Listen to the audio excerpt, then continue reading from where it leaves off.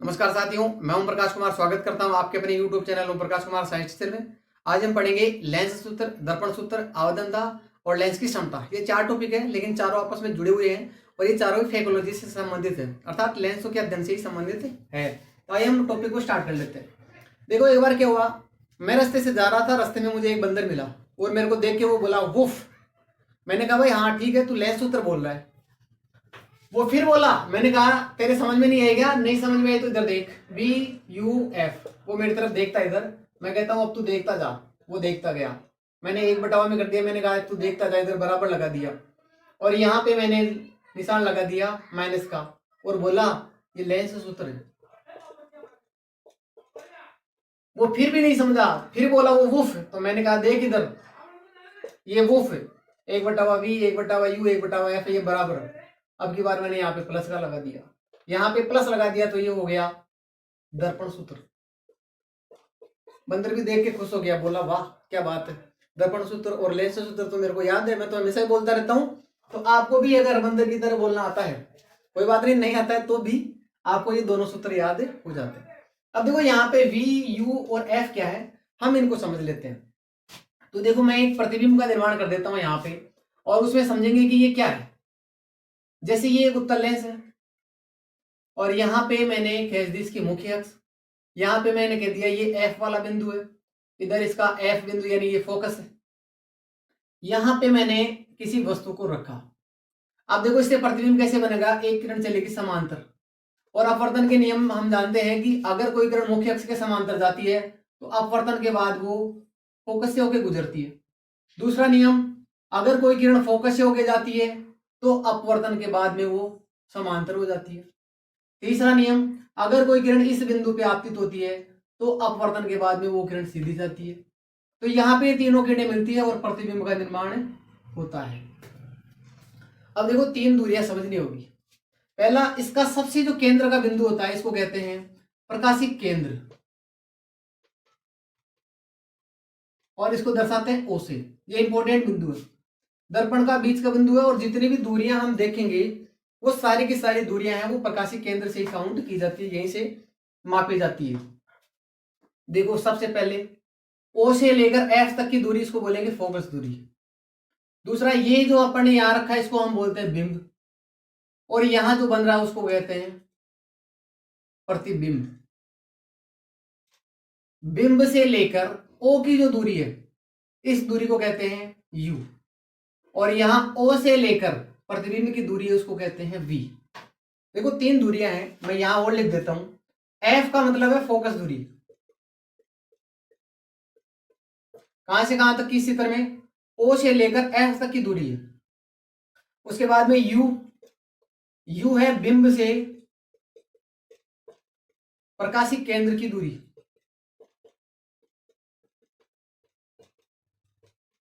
यानी यहां से लेकर यहां तक की दूरी। देखो अगर दर्पण सूत्र है तो वहां पे प्रकाशिक केंद्र न होकर वहां पे होगा ध्रुव और V ये है प्रतिबिंब, प्रतिबिंब की ध्रुव से दूरी।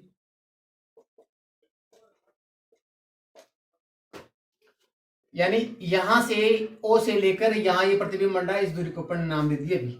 अब इन तीनों में रिलेशन है इस प्रकार से, वो अपने को इस फॉर्मूले से पता चल जाता है।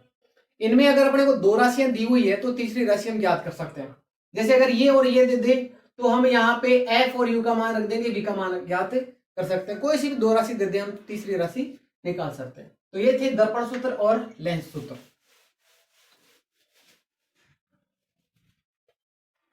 अब हम आ जाते हैं आवर्धनता।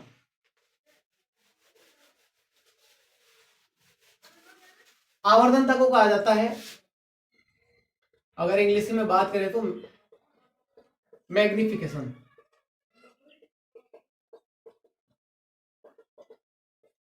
मैग्निफिकेशन इसका सीधा सा मतलब है कि ये प्रतिबिंब को कितना बड़ा करके दिखाता है, कितना गुना प्रतिबिंब को बड़ा हो जाता है, इसी को कहा जाता है आवर्धनता। जैसे यहां हम समझने का प्रयास करते हैं, फिर मैं एक प्रतिबिंब का निर्माण कर देता हूं। ये वाला बिंदु F है, ये वाला बिंदु F मान लेते हैं। यहां पर मान लो मैंने किसी वस्तु को यहां पे रख दिया, इसकी ऊंचाई यानी प्रतिबिंब कितना बड़ा है इसको हम कहते हैं एच, हाइट है ये इसकी, ये इसका ओ बिंदु हो गया। अब देखो प्रतिबिंब का निर्माण करने के लिए समांतर किरण, और ये किरण जाती है फोकस से होके। दूसरा, अगर कोई किरण फोकस से होके जा रही है तो ये किरण हो जाती है समांतर। तीसरा, अगर कोई किरण ओ पे आपतित होती है तो जितना कोण यहां बढ़ेगा उतना ही कोण यहां बढ़ेगा, यानी ये किरण जाएगी सीधी। अब देखो इस बिंदु पे ये तीनों किरणें मिल रही है, तो इसकी जो हाइट है यहां से, इस हाइट को हम कह देते हैं एच डैश। अब सोचो आप इन दोनों का अनुपात कर दें, जैसे m बराबर होता है H dash upon H. H dash है वो किसके लिए है, वो है प्रतिबिंब के लिए, और h है वो है वस्तु के लिए, या हम कह सकते हैं बिंब के लिए। अगर ये h डैश ज्यादा है यानी ये ज्यादा है, इसका मतलब प्रतिबिंब ज्यादा बड़ा है, और ये अगर कम है तो इन दोनों का मान जो आएगा वो एक से अधिक आएगा। तो एक से अधिक मान आने का मतलब h डैश बड़ा है, और h डैश बड़ा होने का मतलब बिंब से प्रतिबिंब बड़ा हो गया, अर्थात चित्र को बड़ा करके दिखा दिया। इसी को हम कहते हैं आवर्धनता। ऐसा भी हो सकता है कि यहां पे प्रतिबिंब बने और यहां पे प्रतिबिंब बनेगा तो वो प्रतिबिंब होगा छोटा, और छोटा होगा तब कि ऊपर वाली राशि का मान जब छोटा होगा तो इसका मान एक से कम आ जाएगा। एक से कम आ गया इसका मतलब प्रतिबिंब कैसा बन रहा है, छोटा। अगर एक से ज्यादा आता है तो कैसा बन रहा था, बड़ा। और सोचो एक ही आ जाए, यानी इसका और इसका मान एक, दोनों बराबर हैं तभी एक आएगा, और ऐसी स्थिति में अगर मान एक ही आ गया तो प्रतिबिंब कैसा होगा, बड़ा होगा, ये हमें पता चलता है। देखो एक बात और देखते हैं अपन, इसी फॉर्मूले को हम इन दूरियों के, यानी यहां से लेकर जो यहां तक की दूरी है u, और यहां से प्रतिबिंब की दूरी है v, इनके अनुपात में भी इनको दिखाया जा सकता है। वो अनुपात होता है v अपॉन u, यानी h को, m को, आवर्धनता को हम इस रूप में भी दिखा सकते हैं, प्रतिबिंब की और बिंब की ऊंचाई के अनुपात को भी दिखा सकते हैं, और प्रतिबिंब से दूरी और बिंब से दूरी इस अनुपात में भी दिखाया जा सकता है। होता क्या है, जैसे अगर मैं इसको दूर लेते जाऊंगा तो u का मान बढ़ रहा है, और नीचे वाली राशि का मान बढ़ेगा तो इसका मान घटेगा, इसका मतलब प्रतिबिंब पास में आता जाएगा, और जैसे जैसे ये पास में आएगा, जैसे और पास में आ गया तो प्रतिबिंब और अधिक छोटा हो जाता है। अब देखो चिन्ह परिपाटी भी समझ लेते हैं हम इसके साथ में। हम जानते हैं कि जो मूल बिंदु होता है ग्राफ में, उसके निर्देशांक होते हैं 0 0। अगर मैं इधर की बात करूं तो इधर प्लस का x होता है, इधर प्लस का y होता है, इधर माइनस y होता है, इधर माइनस x होता है। सेम यही निशानी यहाँ पे काम में लेते हैं, यानी अगर मैं यहाँ पे v इधर काउंट कर रहा हूं तो v प्लस में आ रहा है, अगर मैं इधर काउंट कर रहा हूं तो u माइनस में आ रहा है, इस प्रकार से। तब आप देखो, जैसे मान लो मैं कह दूं कि यहाँ पे ये दूरी है, u का मान है 10, और यहाँ पे ये जो v है इसका मान है मान लो 20। अब देखो क्या होगा, यहाँ पे मान रखूंगा मैं, v का मान है 20 तो 20 प्लस में है। दूसरा देखो u इधर है इसलिए इसका मान होगा -10, तो यहाँ पे आंसर आ गया अपने पास में -2। अब देखो दो बातें हैं यहाँ पर, 1 2 आ रहा है, एक से ज्यादा आ रहा है अर्थात प्रतिबिंब बड़ा बनेगा। दूसरा ये माइनस आने का क्या मतलब है, ये माइनस आने का मतलब ये होता है कि प्रतिबिंब इस लाइन से नीचे की ओर बन रहा है। देखो इधर बन रहा है, -y की ओर बन रहा है, और जब भी प्रतिबिंब इस रेखा के यानी मुख्य अक्ष के नीचे बनेगा तो माइनस आएगा, और नीचे बनने वाले प्रतिबिंब हमेशा वास्तविक होते हैं। तो देखो इस माइनस जहां पे आ गया उसका मतलब है कि प्रतिबिंब वास्तविक होगा और उल्टा होगा। इंपॉर्टेंट बात है, उल्टा, नीचे आने आ रहा है इसलिए यहां पे माइनस आ रहा है। दूसरा, अगर प्लस में आ जाए, जैसे +2 होता, तो इस प्लस का मतलब है कि ये वाला प्रतिबिंब इधर बनेगा, यहां पे बनेगा। तो यहां पे बनने वाले प्रतिबिंब कैसे होते हैं, वो होते हैं आभासी, और कैसे होंगे, सीधे। दो बातें, इस प्लस से हमें ये पता लग रहा है और इस माइनस से हमें ये पता लग रहा है। अब ये जो संख्या आ रही है 2, 1 से ज्यादा है तो प्रतिबिंब बड़ा बन रहा है, और अगर 1 से कम है तो छोटा है, 1 है तो प्रतिबिंब बराबर बन रहा है। तो इस प्रकार से अगर ये फॉर्मूला अपने को ध्यान है तो हम देख सकते हैं कि प्रतिबिंब छोटा बनेगा या बड़ा बनेगा। मैं बना के दिखा देता हूं अवतल लेंस से, ये तो था उत्तल लेंस। अब देखो अवतल लेंस की बात करते हैं। मान लो ये वाला लेंस है, ये इसकी मुख्य अक्ष हो गई, ये इसका एफ हो गया, और यहां पे रख दिया मैंने, ये हो गया यू, प्रतिबिंब हो गया यहां से यहां तक की दूरी। अब देखो यहाँ यू है तो वो माइनस होगा। खास बात ये होती है कि यू हमेशा माइनस में ही लेते हैं, प्रतिबिंब को हमेशा दर्पण से बाईं ओर रखते हैं, इधर रखेंगे तो हमेशा वो माइनस में आएगा। और वी है वो इधर बन रहा है तो प्लस में आएगा, इधर बन रहा है तो माइनस में आएगा। मान लो यहाँ पे मैंने इसको रख दिया है, यहाँ पे अब इससे प्रतिबिंब कैसा बनेगा, देखो समांतर जाने वाली किरण, ऐसा लगेगा कि ये किरण फोकस से आ रही है।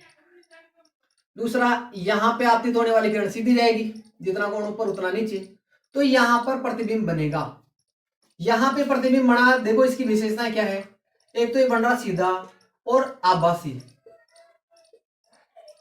आभासी बन रहा है और सीधा बन रहा है, इसका मतलब यहाँ पे इसका मान आएगा प्लस में आएगा। दूसरा प्लस में क्यों है, क्योंकि इस रेखा से ऊपर की ओर यहाँ पे बन रहा है। इस प्रतिबिंब के लिए इसका मान 1 से कम आएगा, क्योंकि आप देखो u v बटा वाई u लिखते हैं। अब इसमें देखोगे तो आप u ज्यादा बड़ी है और v तो इतनी सी है, तो v का मान कम हो गया। मान लो यहाँ 10 है तो और u का मान 20 से ज्यादा आ रहा है, तो यहाँ पे 0.5 आ गया, और ये मान 1 से कम है, तो 1 से कम आने का मतलब होता है कि प्रतिबिंब छोटा बन रहा है। अब हम देखते हैं लेंस की क्षमता।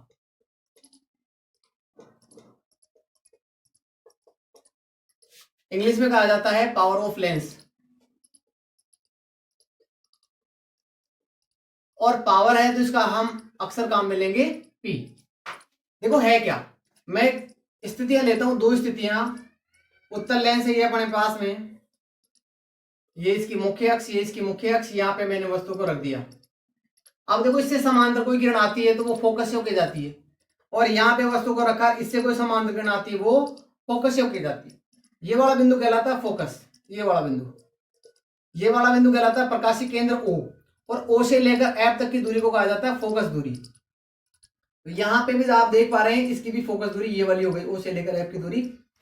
अब देखो इस लेंस में फोकस दूरी कम है, इस लेंस की फोकस दूरी ज्यादा है। जिसकी फोकस दूरी ज्यादा है उसने देखो किरण को कम मोड़ा है, यानी सीधी जा रही थी थोड़ा सा मोड़ा है, इसने ज्यादा मोड़ा है, यानी इसको बोलेंगे अभिसारी, यानी ये किरणों को मिला रहा है, समांतर किरणों को अभिसारी है, ये अभिसारी लेंस से मिला रहा है, तो अभिसारित करने की क्षमता को ही हम कहते हैं लेंस की क्षमता। और यहाँ पे देख रहे हो इसने ज्यादा मोड़ा है, तो ज्यादा मोड़ा है तो इसकी क्षमता ज्यादा है। तो अब देखो क्षमता में और फोकस दूरी के अंदर एक रिलेशन आ गया है। क्या रिलेशन आ गया है, जिसकी फोकस दूरी कम है उसकी क्षमता ज्यादा है, जिसकी फोकस दूरी ज्यादा है उसकी क्षमता कम है, यानी उल्टा रिलेशन है। और उल्टा रिलेशन है तो ये व्युत्क्रमानुपाती होते हैं, 1/, फोकस कर सकते हैं हम। तो ये इन दोनों में रिलेशन आ गया है। अगर मैं प्रतीक में लिखूं तो P बराबर 1/f, यही इसका फॉर्मूला है। परिभाषा की बात करूं तो हम कह सकते हैं कि अपसारित करने या अभिसारित करने की क्षमता को ही लेंस की क्षमता कहा जाता है। तो वो फोकस दूरी है, इसका जो मात्रक होता है वो होता है मीटर, यानी 1/मीटर कह सकता हूं। और इस 1/मीटर को ही एक अन्य नाम दिया गया है, वो है डायोप्टर।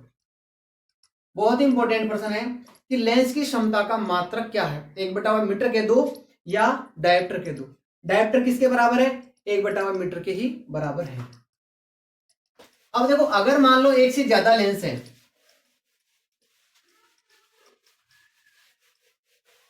तो उनकी क्षमताएं कैसी होगी। जैसे मान लो एक लेंस मैंने यहां पे रख दिया, इसकी क्षमता है P1, एक लेंस को मैंने यहां रख दिया, इसकी क्षमता है P2, और एक लेंस यहां पे रख दिया, इसकी क्षमता है P3। अलग अलग क्षमताएं हैं। यहां से कोई किरण आती है तो अब इनकी तीनों की कुल क्षमता कितनी है, यानी कुल क्षमता P, तो P का मान सीधा सीधा इन तीनों की क्षमताओं के योग के बराबर होता है। जितने भी लेंस है उन सबको हम जोड़ सकते हैं। तो इस प्रकार से ये लेंस की क्षमता है, जितने भी लेंस होंगे उन सब की क्षमताओं को हम जोड़ देंगे तो हमें कुल क्षमता प्राप्त होगी। पूरा वीडियो देखा आपने, धन्यवाद साथियों।